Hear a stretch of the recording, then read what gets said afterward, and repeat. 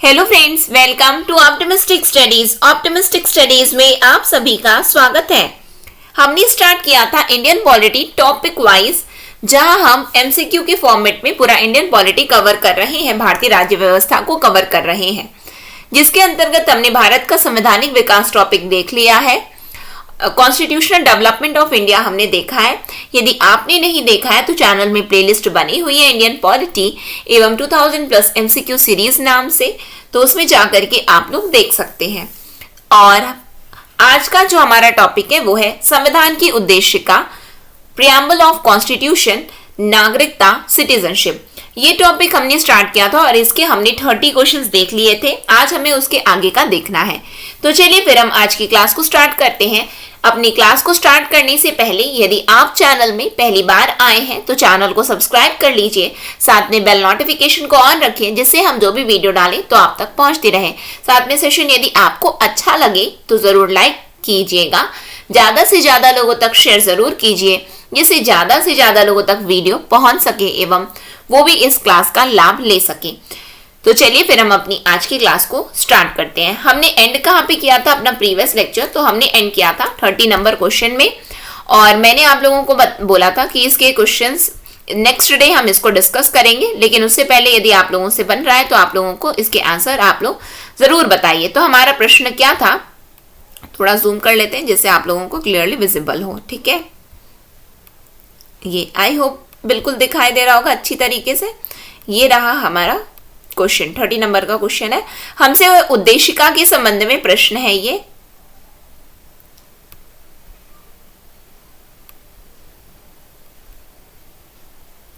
Now it's okay, दिखाई दे रहा है ना, क्लियरली विजिबल तो हो रहा है। चलिए,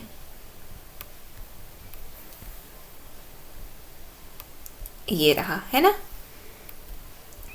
क्या बोला जा रहा है हमसे बोला जा रहा है कि भारत के संविधान की उद्देशिका के बारे में निम्नलिखित में से कौन सा कथन सत्य है, ये हमसे पूछा गया है। तो बताइए, उद्देशिका स्वयं न्यायालय में प्रवर्तनीय नहीं है। उद्देशिका उन उद्देश्यों को बताती है जिन्हें संविधान स्थापित करना और आगे बढ़ाना चाहता है। उद्देशिका उस स्रोत को इंगित करती है जहां से संविधान अपना प्राधिकार प्राप्त करता है। तो यदि हमने इतनी बार उद्देशिका के बारे में हमने देख लिया है तो हमें बिल्कुल पता है कि हमारे संविधान निर्माता एवं हमारा संविधान क्या बोलता है, और ये बात कहाँ बताई गई है, तो ये प्रियम्बल में उद्देशिका में बताई गई है। बिल्कुल ठीक है। साथ ही साथ यदि हम बात करें तो उद्देशिका में लिखा हुआ है we the people of India, यानी कि संविधान उद्देशिका में ये बताता है कि शक्ति कहाँ से मिलती है संविधान को, तो संविधान को शक्ति जनता से मिलती है। किससे मिलती है? जनता से मिलती है। बिल्कुल ठीक है, यानी कि 2 और 3 तो बिल्कुल सही है। यहाँ पे अक्सर बहुत सारे बच्चों को ये डाउट होगा कि ये वाला नहीं है या है। क्यों? क्योंकि अक्सर ये डाउट होता है कि लीगली एनफोर्सेबल है या नहीं है। ठीक है, तो प्रवर्तनीय है या नहीं है। तो अब हम देखते हैं, हमें तो ये पता है 2 और 3 सही है। 2 और 3 सही है तो इसको काट दो, इसको काट दो, इसको काट दो। देखो, फर्स्ट क्वेश्चन हमें ये वाला ऑप्शन पता नहीं था, नहीं, ये तो डाउट हो रहा था, नहीं आएगा या है आएगा, पता नहीं था, डाउट है, लेकिन फिर भी हम अपने आंसर में पहुंच गए। तो आप लोगों को इस तरीके का मेथड आपको प्रयोग करना है। आपको ये बोलते हैं हम एलिमिनेशन की ट्रिक, कि हम कैसे अपने ऑप्शंस को एलिमिनेट कर देंगे तो हम अपने आंसर में पहुंच जाएंगे। देखिए, एग्जामिनेशन हॉल में क्या होता है कि बहुत ही प्रेशर सा फील होता है कि ये वाला नहीं, बिल्कुल सही होना चाहिए, ये होना चाहिए, ऐसा होना चाहिए। लेकिन आपको एकदम काम डाउन, थोड़ा ये सोचो कि हमने पढ़ा क्या है, हमने पढ़ा क्या। फिर यदि फिर भी लगता है अरे यार भूला भूला सा लग रहा है, याद नहीं आ रहा है, तो क्या करो कि कुछ देखो एलिमिनेट हो रहा है क्या, एलिमिनेट हो रहा है तो उसको एलिमिनेट करो, और फिर वैसे हम अपने आंसर में पहुंच सकते हैं।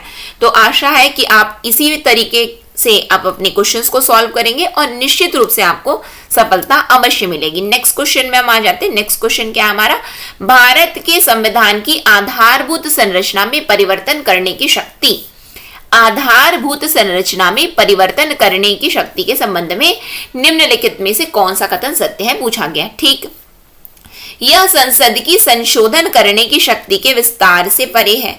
यह जनता के द्वारा संविधान सभा में प्रतिनिधियों के माध्यम से प्रयोग किया जा सकता है। यह संसद की संविधानी शक्तियों के अंतर्गत शामिल है। 1, 3, केवल 1, 1, 2 2, 3। बताइए कौन सा ऑप्शन हमारा यहाँ पे करेक्ट होगा। पहली बात तो हमसे आप ये देखिए पूछा क्या गया, आधारभूत संरचना, basic structure of the Indian constitution. Simple सी बात है ना, हमारे फंडामेंटल राइट्स को बिल्कुल अमेंड किया जाता है, सच दैट फंडामेंटल राइट्स तो बिल्कुल अमेंड हो जाएंगे, मूल अधिकार जो है बिल्कुल उनका संशोधन तो कर दिया जाएगा, किंतु आधारभूत संरचना परिवर्तित नहीं होना चाहिए। ये तो सुप्रीम कोर्ट ने हमेशा बताया है, अपनी वर्डिक्ट में अलग अलग प्रकार से बताया है कि कौन सा आधारभूत संरचना है, संविधान की कौन सी आधारभूत संरचना है। हालांकि संविधान में दिया नहीं गया है। जब संविधान में कुछ चीज ये वर्णित नहीं है कि क्या आधारभूत संरचना है, तो क्या संविधान सभा के प्रतिनिधियों के माध्यम से यह प्रयोग किया जाएगा? जी नहीं। फिर ये बताइए, क्या जब ये बोला गया कि संविधान के आधारभूत संरचना, जो सुप्रीम कोर्ट ने कहा है कि इसमें परिवर्तन नहीं लाना है, जब इसमें परिवर्तन नहीं लाना तो क्या ये संवैधानिक शक्तियों के अंतर्गत आएगा क्या संसद की? जी नहीं। फिर उसके बाद इसको पढ़ो, ये इसमें लिखा है कि संशोधन करने की शक्ति संसद की शक्ति से परे है। जी हाँ, कि बिल्कुल इनके पास शक्ति नहीं है। क्या शक्ति नहीं है? कि आधारभूत संरचना में परिवर्तन ला सके। ये किसने कहा? सुप्रीम कोर्ट ने कहा है। तो यानी कि हमारा ऑप्शन नंबर 2 और 3 एलिमिनेट जैसे ही हुआ, तो इसको एलिमिनेट कर दो, इसको एलिमिनेट कर दो, और 2 और 3 ये भी एलिमिनेट हो गया। तो करेक्ट आंसर क्या हुआ? केवल 1। ठीक समझ में आया?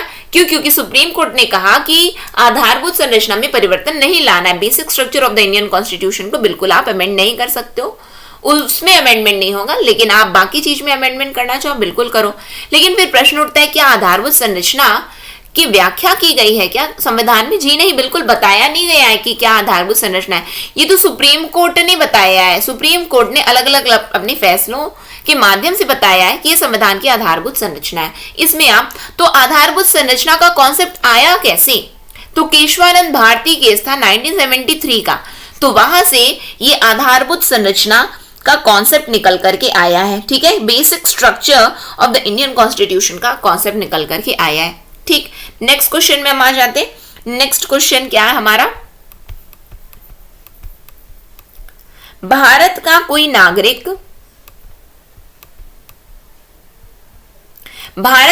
नागरिक अपनी नागरिकता खो देगा यदि वह भारतीय नागरिकता का परित्याग करता है, स्वेच्छा से किसी अन्य देश की नागरिकता प्राप्त करता है, किसी अन्य देश के नागरिक से विवाह करता है, सरकार की आलोचना करता है। बताइए 1 2 3 2 3 4 1 2 1 4। बताइए करेक्ट आंसर क्या होगा? आइए हम देखते हैं। तो पहली बात तो यदि हम यहाँ पे देखें कि कब भारत का कोई नागरिक अपनी नागरिकता कब खो देता है, तो कब खो देता है? तो इसमें 1955 में जो नागरिकता अधिनियम, भारतीय नागरिकता अधिनियम जो लाया गया था, उसमें अधिग्रहण के विस्तार को, यानी कि आप कैसे नागरिकता किसी से छीन जाएगी, चली जाएगी, तो ये बताया गया था। तो उसमें क्या बताया गया कि उसमें ये बताया गया था कि यदि भारत का कोई नागरिक अपनी नागरिकता का परित्याग कर देगा तो उसकी नागरिकता छीन जाएगी। ठीक है, बिल्कुल सही। स्वेच्छा से यदि वह किसी अन्य देश की नागरिकता को प्राप्त कर लेगा तो भी उसकी नागरिकता जो है छीन जाएगी, यानी कि वो अब भारतीय नागरिक नहीं कहलाएगा। तो 1 2 तो बिल्कुल होगा। तो जब 1 2 होगा तो इसको काट दो, इसको काट दो, 50-50 में आ गए। 3 को बस पढ़ लो, चौथे को पढ़ने की आवश्यकता ही नहीं है क्योंकि ये सत्य नहीं है। ठीक है, तीसरा वाला पढ़ो, किसी अन्य देश के नागरिक से विवाह करता है। तो कोई भी यदि किसी अन्य देश के नागरिक से विवाह करता है तो क्या उसकी नागरिकता छीन जाएगी क्या? ये बताइए। तो नागरिकता कैसे छीन सकती है? तो नागरिकता यदि हम देखें कि एक तो त्याग द्वारा, 2 चीज बताई गई है नागरिकता छीनने का। त्याग द्वारा मतलब आपने खुद त्याग दिया, और दूसरा क्या प्रकार है? तो दूसरा ये प्रकार है निष्कासन द्वारा, यानी कि हमने स्वयं अपने दूसरे देश की नागरिकता को प्राप्त किया तो हमने आपकी नागरिकता को क्या कर दिया है? निलंबित कर दिया है, यानी कि आपको देश से निष्कासित कर दिया जाता है। तो यदि कोई अन्य देश का नागरिक बन जाता है स्वेच्छा से तो भी नागरिकता चली जाती। तो केवल 2 क्राइटेरिया होते हैं, बाकी कोई क्राइटेरिया नहीं बताया गया है। तो यहाँ पे हमारा ऑप्शन नंबर सी करेक्ट होगा। ठीक है, समझ में आया आप लोगों को? नेक्स्ट क्वेश्चन में हम आ जाते हैं, जो कि हमने देखा वो वही चीज लिखा हुआ है। नेक्स्ट क्वेश्चन, भारत के प्रवासी नागरिक की श्रेणी भारत के नागरिकता अधिनियम में संशोधन द्वारा किस वर्ष प्रविष्ट की गई? 1986, 92, 96 या 2003? बताइए। भारत के प्रवासी नागरिक की श्रेणी भारत के नागरिकता अधिनियम में संशोधन द्वारा किस वर्ष में प्रविष्ट की गई थी? तो किस वर्ष में प्रविष्ट की गई? तो हमने जब हम ओसीआई कार्ड होल्डर वाला पढ़ रहे थे कॉन्सेप्ट, तो हमने तो पढ़ा था ना कि 2003 का जो नागरिकता अधिनियम आया है, नागरिकता संशोधन अधिनियम आया है, उसमें ही भारत के प्रवासी नागरिक के बारे में चर्चा की गई है। तो यानी कि कौन सा हमारा सही है? ऑप्शन नंबर डी हमारा करेक्ट है। ठीक है, नेक्स्ट क्वेश्चन में हम आ जाते हैं। नेक्स्ट क्वेश्चन क्या हमारा? भारत के संविधान में उद्देशिका का विचार लिया गया। हमने उद्देशिका को कहां से लिया? प्रियम्बल को हमने अडॉप्ट कहां से किया? हमसे पूछा गया है। इटली के संविधान से, कनाडा के संविधान से, फ्रांस के संविधान से या यूएसए के संविधान से, संयुक्त राष्ट्र अमेरिका से? कहां से हमने लिया है बताइए तो? कहां से हमने प्रियम्बल लिया हुआ है? तो यदि हम यहाँ पे, आप लोग अपने आंसर बताते चलिए कि हमने कहां से प्रियम्बल लिया है, तो आप लोगों को खुद ही पता होना चाहिए कि हमसे बन रहा है या नहीं बन रहा है। क्यों? क्योंकि हम तैयार, एग्जाम किसको देना है? हमें देना है, तो हम अपनी तैयारी कर रहे हैं स्वयं। ठीक है, तो भारत के संविधान में उद्देशिका का विचार कहां से लिया गया है? तो यदि हम प्रियम्बल की बात करेंगे तो उद्देशिका कहां से लिया गया? तो उद्देशिका लिया गया है यूएसए से। कहां से लिया गया? उद्देश्य, भारत के संविधान में उद्देशिका का विचार लिया गया यूएसए के संविधान से लिया गया, यानी कि ऑप्शन नंबर डी हमारा यहाँ पे करेक्ट आंसर बनेगा। ठीक है, समझ गए? नेक्स्ट क्वेश्चन में हम आ जाते हैं। नेक्स्ट क्वेश्चन क्या है हमारा? नेक्स्ट क्वेश्चन है, नागरिकता से संबंधित प्रावधान संविधान के किस भाग में है? भाग 1, 3, 2, 4? बताइए किस में है? तो हमने कितने बार देखा हुआ ये वाला कि भाग 2 अनुच्छेद 5 से 11, आर्टिकल नंबर 5 से 11, पार्ट नंबर 2। ठीक है, तो नागरिकता संबंधित नियम कहाँ पे है या फिर प्रावधान कहाँ पे? तो भाग 2 अनुच्छेद 5 से लेकर के 11 तक। नेक्स्ट क्वेश्चन में हम आ जाते हैं। नेक्स्ट क्वेश्चन क्या है हमारा? भारतीय संविधान का कौन सा भाग संविधान की आत्मा कहलाता है? बहुत इंपॉर्टेंट क्वेश्चन है, अक्सर एग्जाम में पूछा जाता है। ठीक है, वेरी वेरी इंपॉर्टेंट मार, आप इसको टिक करके चलेंगे तो भी ये बहुत अच्छा है। क्या पूछा गया? भारतीय संविधान का कौन सा भाग संविधान की आत्मा कहलाता है? मूल अधिकार, राज्य के नीति निर्देशक तत्व, उद्देशिका, संवैधानिक उपचारों का अधिकार? बताइए क्या कहलाता है संविधान की आत्मा? संविधान की आत्मा क्या कहलाता है? भारतीय संविधान का कौन सा भाग संविधान की आत्मा कहलाता है? तो ये वाला यदि हम देखें तो क्या होगा हमारा करेक्ट आंसर? मूल अधिकार, फंडामेंटल राइट्स। ये क्या है? फंडामेंटल राइट्स, डीपीएसपी है ये क्या है? उद्देशिका, प्रियम्बल, संविधान, संवैधानिक उपचारों का अधिकार, remedial provisions of Indian constitution. यहाँ पे संविधान का आत्मा, soul of the Indian constitution किसको कहा गया है? तो soul of the Indian constitution की यदि हम बात करेंगे तो किसको कहा गया है? कॉन्स्टिट्यूशनल रेमेडीज को कहा गया है। किसको कहा गया है?